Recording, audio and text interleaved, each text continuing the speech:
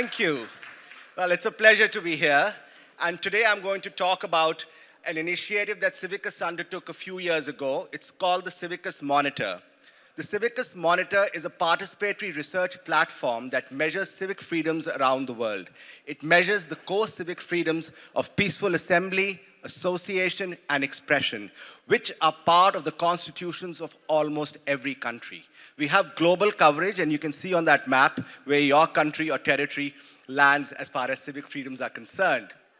We measure civic freedoms along 5 categories: open, narrowed, obstructed, repressed, and closed. Our most recent findings show that over 70% of the world's population live in countries where the core civic freedoms of peaceful assembly, association, and expression are severely repressed.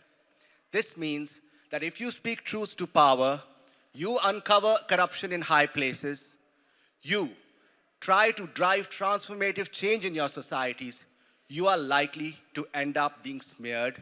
Your reputation is likely to be destroyed by some powerful people. You could be thrown into prison. Your family could be intimidated. You could be physically attacked and even killed. Just think about that. The mere act of speaking truth to power can land you into prison for a long period of time. And that's the reality for 70% of the world's population. And I don't want to discount the challenges that 30% of the world's population face. It's not a civic space utopia for them either. And we are seeing civic space restrictions not only in authoritarian states, but also in democracies where we thought the argument for civic freedoms, where we thought the argument for democratic dissent had been won. More about that a little bit later. So, what are the key violations that we are seeing around the world? The first violation, and the one which we remain most concerned about, is a rise in attacks on protesters. Through the decades, people have come out onto the streets to demand change in their societies. And that's what's resulted in decolonization. That's what's resulted in women's right to vote in many countries. That's what resulted in young people urging decision makers to act on climate change.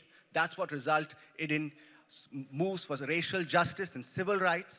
But this basic freedom, where people can come out on the streets and protest peacefully, is coming under attack. In many countries, there are laws that don't allow you to protest peacefully. In other countries, law enforcement officials attack you for coming out onto the streets in large numbers. In other places, politicians will blame you for doing all sorts of wrong things, and they may even introduce agent provocators to cause a little bit of violence and delegitimize your movement. We're also seeing criminalization of human rights defenders. So if you're a civil society activist, if you're a journalist, if you're a committed public servant, you could be accused of being an enemy of the state, of being inimical to national interest. You could be accused of being an anarchist and thrown into prison. This is the reality for far too many civil society activists around the world. In fact, in our own orbit at CIVICUS, leaders of international organizations, leaders of national level organizations who used to sit across the board from ministers are now facing criminal charges. It's a different matter if they may get acquitted. Some of them don't get acquitted, but even if they get acquitted, the harassment is enough to get them to stop their work or start to self-censor. There are hundreds of prisoners of conscience around the world who have simply been imprisoned for doing their work. And then there is the other challenge that we are seeing is the weaponization of laws to silence civil society. In far too many countries around the world, we are seeing that foreign agents' laws that prevent civil society from receiving international funding, laws that prevent civil society organizations from working, that impede their independence, are being introduced to prevent civil society organizations from doing their work. Most recently, we have published a watch list, which we publish every few months. And our most recent watch list includes Kenya, the United States, Turkey, Serbia, Indonesia, El Salvador. These are countries that don't have the worst civic space conditions, although some of them do have very poor civic space conditions. but there are countries where there are rapid deteriorations in civic space. So why are all these civic space restrictions happening? I want to share 3 causes here with you. The first is a breakdown in multilateralism. If we look at the basic principle on which the current international system was formed, that is to save future generations from the scourge of war, and to ensure conditions for justice under international law, and to protect human dignity and ensure better standards of living across the world. That basic principle is being broken down in the multilateral system. If you look at the wars, how they're being conducted in Gaza, in Ukraine, in Myanmar, in Sudan, in the DRC, the basic principles of Geneva Conventions are being violated, and which shows us that there's a real bigger problem afoot. And we have political leaders who are tearing up climate agreements. There are political leaders who are deriding the Sustainable Development Goals, which were achieved at a rare moment of unanimity. And basic civic freedoms are well enshrined in international law, and they care very less for international rights. We are also seeing in far too many countries around the world, in fact, in almost every country, a tight overlap between political and economic elites. Oligarchs have captured the institutions of the state almost everywhere. And this is an outcome of the move towards privatization over the last 2 decades, which has resulted in extreme inequality and vast swaths of the media and tech landscape being owned by a handful of individuals who promote nationalistic, misogynist, and anti-rights ideologies. And this has led to the toxic rise of populism and authoritarianism. We already had a situation where you have several authoritarian states that don't abide by human rights principles, that introduce the notion of cultural relativism in the realization of human rights, which are universal.